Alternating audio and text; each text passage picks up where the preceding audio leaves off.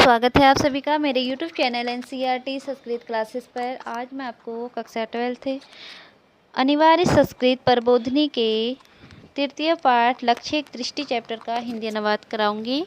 लक्ष्य एक दृष्टि का मतलब होता है लक्ष्य पर दृष्टि रखना।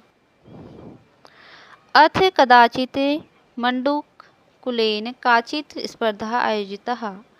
अथ यानी कि इसके बाद, कदाचित कभी, मंडूक यानी कि मेढक कुल में एक स्पर्धा यानी कि प्रतियोगिता आयोजित की गई।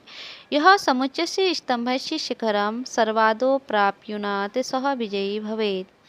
यह यानी कि जो समुच्चय स्तंभ के शिखर पर चढ़ेगा वही विजयी प्राप्त कर पाएगा। इति सर्वे मंडुके निर्णितम। यह सभी मंडूक का क्या था? निर्णय था। स्पर्धायां भागम गृहीतुम। स्पर्धा यानी कि प्रतियोगिता में भाग लेने के लिए बहवः यानी कि बहुत सारे मंडूकाः यानी कि मेढक अग्रे आगतवन्तः यानी कि आगे आए। स्पर्धा द्रष्टुम तु असंख्याः मंडूकाः तत्र सम्मिलिताः। स्पर्धा यानी कि प्रतियोगिता को द्रष्टुम यानी कि देखने के लिए, तु यानी कि तो, असंख्याः यानी कि असंख्य, मंडूक यानी कि मेढक, तत्र यानी कि वहाँ, सम्मिलितः यानी कि सम्मिलित हुए। स्पर्धा आरब्धा यानी कि प्रतियोगिता आरंभ हुई। मंडूकः स्तंभस्य आरोहणम आरब्धवन्तः। मेढक स्तंभ का आरोहण करने लगे यानी कि स्तंभ पर चढ़ने लगे। प्रेक्षकाः मंडूकाः कर्ताडनेन अरे ओहो हो इत्याभि शब्दे च स्पर्धार्थीन् प्रोत्साहितवन्तः। प्रेक्षका यानी कि देखने वाले, मंडूका यानी कि मेढक, कर्ताडनेन तालियों की गड़गड़ाहट के साथ, अरे ओहो हो इत्यादि यानी कि इन शब्दों से स्पर्धार्थी जो प्रतियोगी थे उनको प्रोत्साहित करने लगे। स्तंभः तु समुच्चयः। स्तंभ तो बहुत ऊंचा था। अल्पस्य भागस्य आरोहण मात्रेण एव पतितः अभवन् बहवः। अल्पस्य यानी कि कुछ तो, भागस्य यानी कि भाग लेने से ही, आरोहण मात्रेण यानी कि चढ़ने मात्र से, पतितः अभवन् यानी कि नीचे गिर गए। ऐसा मनोबलम सुदृढ़म आसीत्। ऐसा यानी कि जिसका मनोबल सुदृढ़ मजबूत था, ते उत्थाय वे उठ करके, पुनरपि यानी कि दोबारा से, आरोहण पर्यंतम कृतवन्तः यानी कि वह दोबारा से चढ़ने लगे। तथापि केनापि मंडूकेन स्तंभस्य पादभागः अपि न आरूढ़ः। तथापि यानी कि कुछ तो, केनापि मंडूकेन यानी कि कुछ मेढक, स्तंभ यानी कि स्तंभ के पादभाग यानी कि जड़ से ही चढ़ने, अपि न आरूढ़ यानी कि जड़ से ही ऊपर को नहीं चढ़ पाए। इस पर दर्शकः स्पर्धार्थीन् च परस्परम औदन्। दर्शक प्रतियोगी को परस्पर बोलने लगे।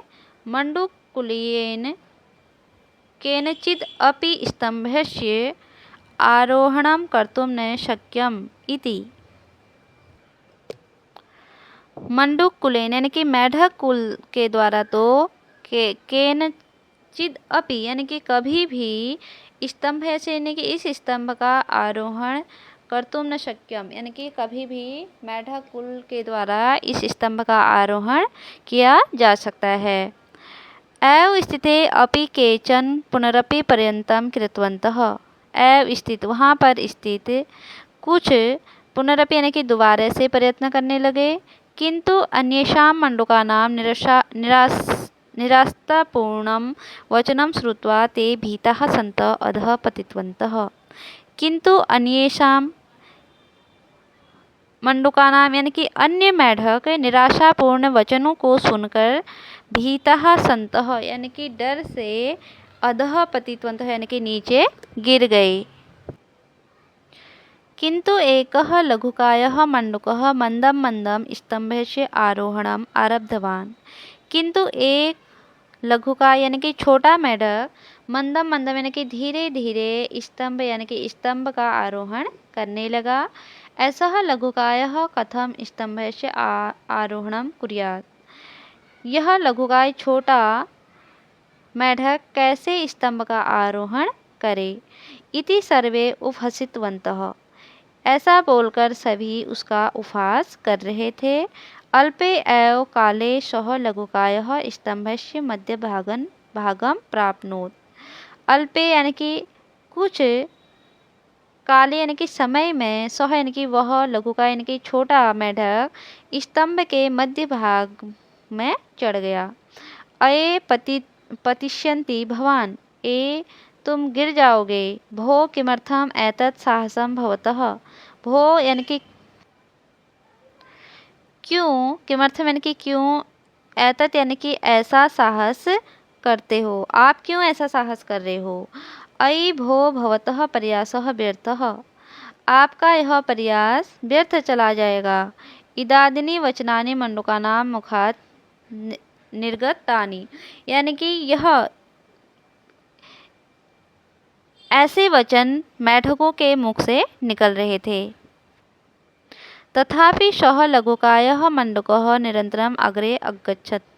तथापि यानी कि फिर भी, सह यानी कि वह, लघुकाय यानी कि छोटा मेढक निरंतर यानी कि लगातार, अग्रे यानी कि आगे को बढ़ता गया, यानी कि चलते रहा। सर्वेषु आश्चर्येण पश्यन्तु, सभी आश्चर्य के साथ देखते रहे। सह स्तंभस्य अग्रभागम अपि प्राप्नोत, उसने स्तंभ का आगे वाला भाग प्राप्त कर लिया। एतद् दृष्ट्वा सर्वे आश्चर्येण स्तब्धा, यानी कि एतत् यह देखकर सभी आश्चर्यचकित हो रह गए।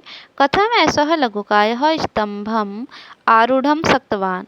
कथम यानी कि कैसे, ऐसः यानी कि यह, लघुकाय यानी कि छोटा मेढक स्तंभ का आरूढ़म यानी कि चढ़ने में कैसे, शक्तवान यानी कि सफल हुआ। इति ते परस्परम अवदत्, ऐसा वे परस्पर बोल रहे थे। केनचित् पृष्ठः सः लघु मंडूकः अवदत्। पृष्ठः यानी कि पीछे से वह लघु मंडूक यानी कि छोटा मेढक अवदत् यानी कि बोला। अहम एकाग्रः आसम, मैं एकाग्र था। लक्ष्यम मनसि निधाय मया अग्रे गतम, लक्ष्य को मन से यानी कि मन में, निधाय यानी कि रख करके, मया यानी कि मेरे द्वारा, अग्रे गतम यानी कि आगे, गतम यानी कि गया, मैं अपने लक्ष्य को मन में रख करके आगे बढ़ा।